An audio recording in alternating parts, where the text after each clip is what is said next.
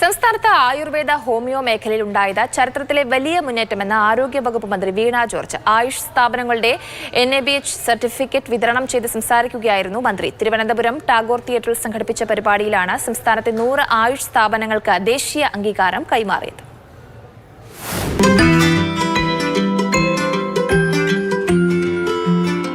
സംസ്ഥാനത്തെ എല്ലാ ആയുഷ് സ്ഥാപനങ്ങളെയും ദേശീയ ഗുണനിലവാരത്തിലേക്ക് ഉയർത്തുകയെന്ന ലക്ഷ്യമാണ് പടിപടിയായി യാഥാർത്ഥ്യമാകുന്നത്.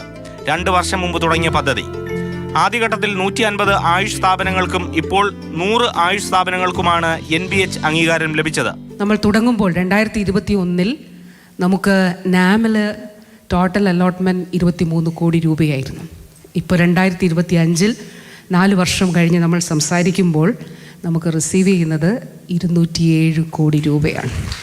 So we are thankful to the Ayush department, the ministry, that all the projects we have submitted so far. എല്ലാ പഞ്ചായത്തുകളിലും ആയുഷ് ഡിസ്പെൻസറികളുള്ള സംസ്ഥാനമാക്കി കേരളത്തെ മാറ്റാൻ 2024 കഴിഞ്ഞുവെന്നും മന്ത്രി പറഞ്ഞു. സംസ്ഥാനമൊട്ടാകെയുള്ള ആയുഷ് സ്ഥാപനങ്ങൾക്ക് NBH അംഗീകാരവും കൈമാറി. മാതൃഭൂമി ന്യൂസ്, തിരുവനന്തപുരം.